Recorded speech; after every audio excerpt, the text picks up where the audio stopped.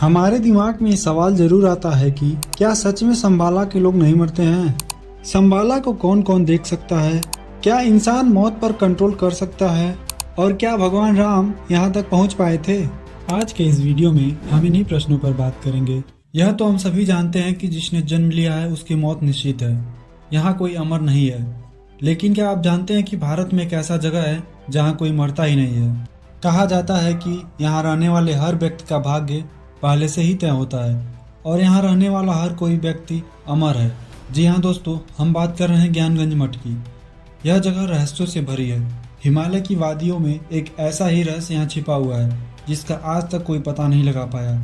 ज्ञानगंज मठ हिमालय में एक बहुत छोटी सी जगह है जिसे सांग्रीला या शंबाला के नाम से भी जाना जाता है। यह पूरी तरह से बर्फ से ढके पहाड़ों से घिरा हुआ है। प्राचीन ग्रंथों और मान्यताओं के अनुसार शंबाला 8 पंखुड़ियों वाले कमल की संरचना जैसा दिखता है। शंबाला को दिव्य ज्योति के बिना हम नहीं देख सकते हैं।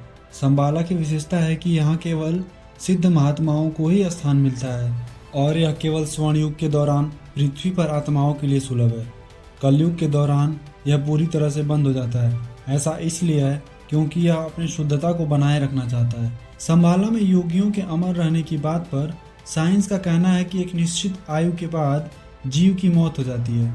लेकिन अगर बॉडी में लगातार नए सेल्स बनते रहें और ऑर्गन्स को लंबे समय तक स्वस्थ रखें तो इंसान भी 1000 साल से ज़्यादा जीवित रह सकता है। साइंस ही नहीं बल्कि आयुर्वेद का भी यही कहना है। शंबाला में रहने वाले ऋषि मुनि योग विद्या में पारंगत होते हैं और वे इसी से अपनी भावनाओं को कंट्रोल करते हैं। इंसान ऐसा नहीं कर सकता है। इंसान का ना ही किसी भी चीज़ पर कोई कंट्रोल है और ना ही मौत पर उसका कोई वश चलता है। मान्यता है कि यह जगह किसी खास धर्म से संबंधित नहीं है। यहाँ तक वही पहुँच पाएगा जो किसी तरह से खुद को लायक बना लेगा। धार्मिक मान्यताओं के अनुसार इस जगह पर एक आश्रम है जिसका निर्माण विश्वकर्मा जी ने किया है। इस स्थान के बारे में सर्वप्रथम स्वामी विशुद्धानंद परमहंस जी ने लोगों को जानकारी दी थी। कहा जाता है कि यहाँ सैकड़ों ऋषिगण हजारों वर्षों से अधिक ध्यान कर रहे हैं। वे अंतरिक्ष में भी यात्रा करते हैं जो ज्ञान और प्रौद्योगिकी के लिए अन्य तारा प्रणालियों पर आकाश गंगाओं की यात्रा करने के लिए प्रकाश की गति से तेज हैं। ज्ञानगंज मठ का जिक्र महाभारत, रामायण और वेदों में भी किया गया है।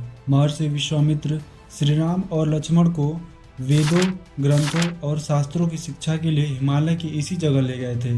ब्रिटिश राइटर जेम्स हिल्टन ने भी अपनी नोवेल लॉस्ट होरोजाइन में इस जगह का जिक्र किया है। आधुनिक समय में ज्ञानगंज तिब्बत में कैलाश पर्वत और मानसरोवर झील के निकट स्थित है। सांग्रीला घाटी का एरिया लगभग 10 किलोमीटर स्क्वायर है। शंबाला जाने का रास्ता लंपियाधुरा पास से होकर गुजरता है। यह कैलाश मानसरोवर जाने का प्राचीनतम लेकिन बेहद दुर्गम रास्ता है। साल 1962 भारत चीन युद्ध के बाद लंपियाधुरा का रास्ता लगभग बंद हो गया है। प्राचीन काल में कैलाश मानसरोवर जाने वाले साधु संत उत्तराखंड के धारचूला से होते हुए गुंजीकुटी और पर्वतताल होते हुए कैलाश मानसरोवर जाने के लिए लगभग 18,000 फुट की ऊंचाई चढ़कर लंपियाधुरा पास पहुंचते थे। यहां से 1500 फुट नीचे कैलाश मानसरोवर की जड़ में ही ज्ञानगंज की अनुमानित स्थिति पाई जाती है।